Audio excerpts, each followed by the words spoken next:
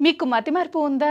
అయితే దొండకాయను తినేసేయండి. అదేంటో ఇప్పుడు చూద్దాం. ఆయుర్వేదంలో దొండకు చాలా ప్రాధాన్యత ఉంది. ఇందులో fibre, vitamin బి1, బి2, బి3, B6, బి9, vitamin C, calcium, magnesium, iron, phosphorus, potassium, sodium, zinc వంటి పోషకాలు పుష్కలంగా ఉన్నాయి. ఆయుర్వేదంలో దొండ మధుమేహానికి ఔషధంగా ఉపయోగిస్తారు. ఇందులో యాంటీ అడిపోసినిక్ ఏజెంట్లు ఉంటాయి.